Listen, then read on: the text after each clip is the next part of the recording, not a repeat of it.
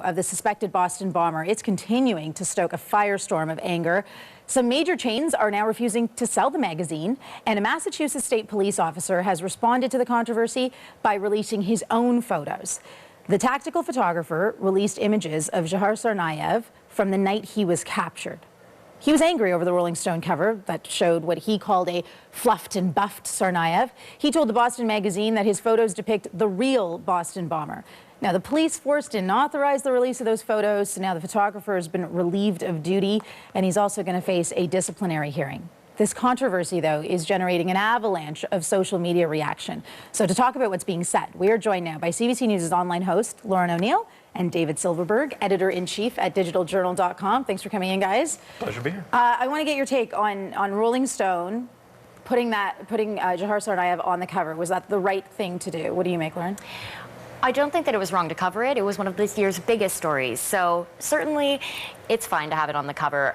The way they went about putting it on the cover, how they framed Jahar, how they made him appear, I think is a little bit problematic. And a lot of people online are talking about this today, very angry. How do you think they made him appear? Well, let me put it this way. There's a great image going around right now on Twitter. Somebody has actually juxtaposed an image of Val Kilmer as Jim Morrison in 1991 against this image of Jahar on the cover of Rolling Stone. And the resemblance is uncanny. And the curly hair, the dreamy gaze. To say it's not a flattering photo, it's a very flattering photo. And in a lot of ways, it does glamorize him a little bit, and I think a lot of people are upset about that, calling this, the glamorization of essentially a terrorist act.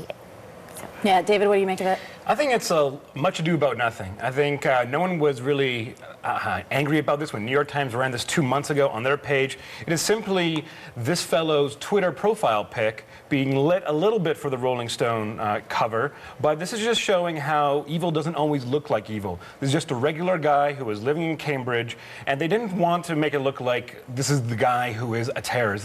This is homegrown terrorism. So I really think Rolling Stone was justified in doing this because they have no one was really outcrying when they put Adolf Hitler on the cover of Time magazine during the war years, and no one stopped buying Time magazine ever since then. So I think they've already set a precedent. Fair enough, but they didn't have social media back then. They didn't have Twitter. I mean, how do you explain much ado about nothing to thousands of people who are still tweeting about this, and they're angry? Right, and I do think that there's a difference between the New York Times and Time magazine. Rolling Stone is traditionally associated with music icons, with rock stars. If you're in a band and you make it on the cover of Rolling Stone, you've made it. And so I think it's different in a news context when you're in the New York Times than when you're on the cover of Rolling Stone magazine. And I think that's where a lot of people are getting upset, saying this is a place that's supposed to be for icons. True, but Rolling Stone has a long history of great political reporting. They took down Goldman Sachs thanks to Matt Taibbi's article, and they did a lot of great stuff post 9/11. So they're not in the same kind of teen beat, hype that a lot of other magazines are. I think they often take a very critical approach, and the actual magazine article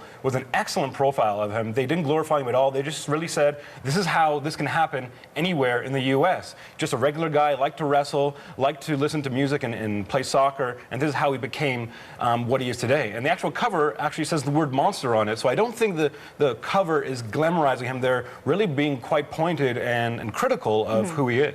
Well, a lot of people, though, are saying, why didn't you put the first responders on there? Why didn't you put all those people who lost limbs after that explosion? We asked you guys, because out of all the tweets, to pick your favorite one, which is probably a really tough thing to ask of you. So, Lauren, your tweet, do we have that up?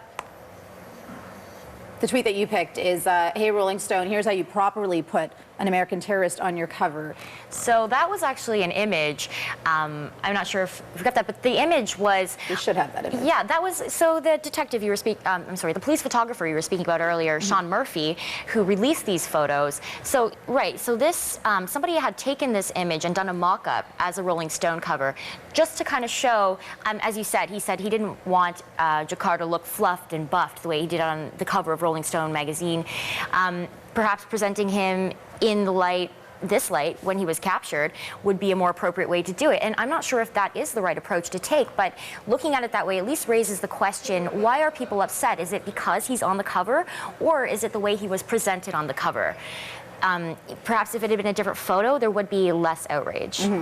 David, your tweet, can we get David's tweet that he picked up?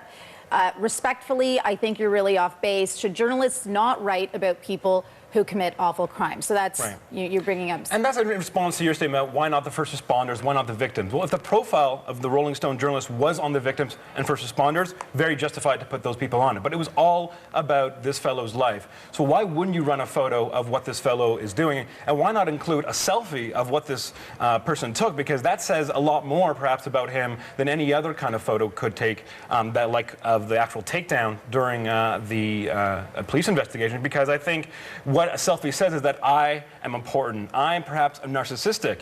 And maybe that says a lot more about people who want to be on the cover of Rolling Stone than it says about also what this person is truly thinking about himself and his notoriety. But is it appropriate to give people like this more attention? I think we saw the same thing when there was the Aurora shooting. A lot of people were very upset that the suspect was getting so much attention. Are people going to see this who are already on the edge of committing a crime perhaps and think, you know, this is a great way to get notoriety? Glamorizing it, yeah. Almost making them a celebrity. But what a firestorm on Twitter. Oh, yeah. I mean, what do you guys Crazy. make of how it's unfolded, and where do you think it's going to go from here?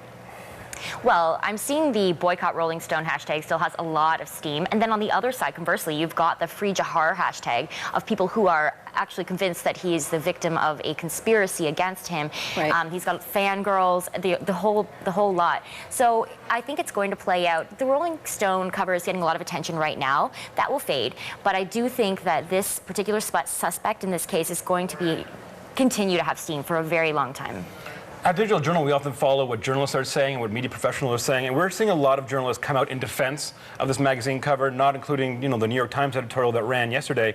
But we've been seeing some people say, well, you know what, this is about journalism values, too. This is going to have implications for journalists down the road, whether it is magazine or broadcast or online. And so we see this as being a discussion, and I think that's an important discussion for us to have. So I'm actually glad that people are talking about this intelligently, which they mainly are on Twitter and Facebook, because this is a topic that's going to rear its head again, for sure. Well, thanks for talking about it intelligently with me. My pleasure. Thanks for We'll do coming it in, again. guys. Thanks so CBC much. News' online host Lauren O'Neill and David Silverberg, editor-in-chief at digitaljournal.com. Thank you. Thanks. Take care.